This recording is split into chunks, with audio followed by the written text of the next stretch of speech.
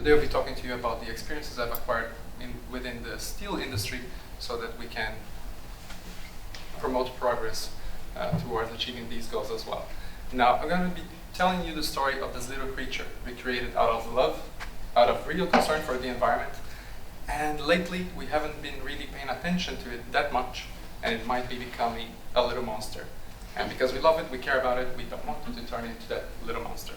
Now, lately, in addressing our, concern for the natural resources and preserving it for the future generations, we might be solving one problem by creating another. And I think it's as important as creating new solutions. It is also to make sure that we don't make what we already have even worse now. Most people would agree that recycling, refurbishing, remanufacturing are interesting solutions for reducing our need for natural resources. And in fact, they are. We should continue doing it. But the way we've been doing it lately, I think we need to revise it, in the sense that we might be feeding that little monster something we don't want to be feeding. Now, in Europe, 70% on average of the steel we use is being recycled. Not bad. Let's keep doing it. On average, 30% of all steel we produce is being remanufactured from steel scrap in electric furnaces that don't burn fossil fuels, but that use, in fact, electricity from the grid. Not bad. Let's keep investing on it. Still, not really enough. We need to do better. Now, considering that we have clients, our steelmakers in Europe have clients all over the world, and they interact with stakeholders all over the world, we cannot ignore that developing nations have a demand for steel. They want to grow as well. Not only do we have to make sure that they grow sustainably, but honestly, it's going to be very unlikely that we're going to just be capable of completely denying them any steel so that they can grow. So how do we make sure that the steel that we're going to be providing to them can be clean and sustainable and help them as much as they need without even making the situation even worse? Now, because of these demands and these dynamics, these solutions that we created, recycling, refurbishing, remanufacturing, and so many others, they created actually a completely new dynamic, which is the secondary metals market, which inherently by itself is not a big problem.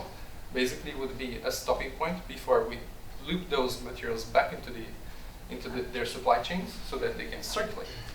No big problem there. However, we haven't been paying attention to this little monster, and it has been eating a little too much. I think it's time we start paying attention to its diet again. Now, nowadays, more than ever, this little monster is growing. It's becoming hungry for more steel. It is becoming a commodity on its own. That's where we have a little problem. And it's not providing that steel back to the supply chains where it originates anymore. Not as much as we would like. So nowadays, more than ever, the steel in your car, the steel in your phone, the steel in your refrigerator is less and less likely to go back to the supply chain where it came from originally. Therefore, some of the benefits of that circularity are being lost or not being used to its fullest potential. Now that we have this shared pool of steel scrap being basically part of another linear market, how do we make the best of it? How do we track it? How do we make sure that we're not putting all this value and all this effort into making steel and losing somewhere down the line? Now, during this project, we've tested different supply chain integration strategies in different steps of the supply chain.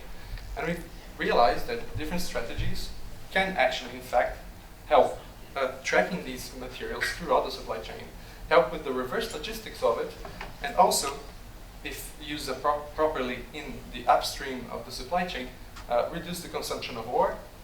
And the less ore we use, the more ore we have available, especially high-grade ore, the high-quality ore, and high-quality ore requires less energy. So if we have to use ore to some extent, which is not ideal, let's at least use the one that requires less energy.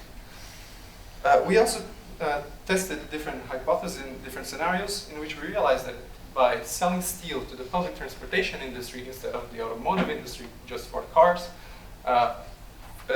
along with focusing on solar energy, for example, solar energy projects, or in focusing on energy efficient alloys, are ways that steel can be inserted into the market, and also at the same time reducing its share of emissions.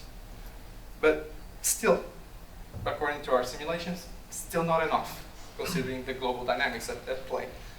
Now, the thing is, because of the solutions we've created have been now inserted into this linear mindset, we're actually not promoting circularity as well as we're selling it. We're actually effectively creating a circularity paradox in which we have circular problems that we need to solve, but we're using linear solutions to it.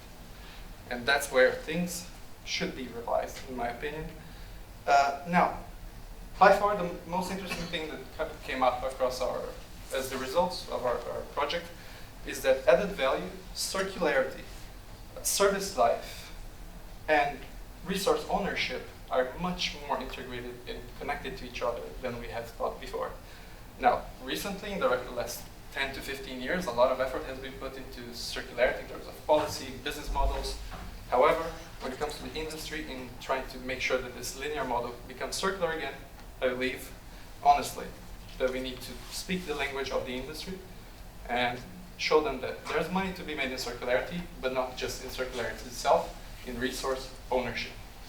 What do I mean by that?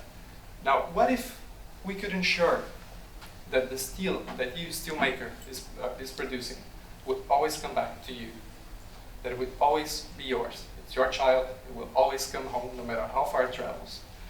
Now, assuming that this can be made, and I believe it can, how much value can you accrue from that same steel over and over again before you ever need to add more value to it again? Now, the technology is out there. We have GPS tracking, we have the Internet of Things, we have RFIDs, we have QR codes, we have machine learning. The tech is out there. What we're lacking is a business model that is not based on a linear thinking. We need to make sure that as the materials join society and the economy, they're circularity ready. And this is something that we're not doing properly yet. Now, this new business model, this new diet, let's call it, for our little monster, so it doesn't remain a monster, you need to learn, we envision that it needs to learn a little from the service sector. And also that we need to bring circularity a little bit away from the end of life and back to where the emissions and the pollutions and the impacts are being generated. Mining, extraction, transformation. Now, as I said, we still need to design this new business model. Anybody would like to help? We are open to new ideas. Thank you.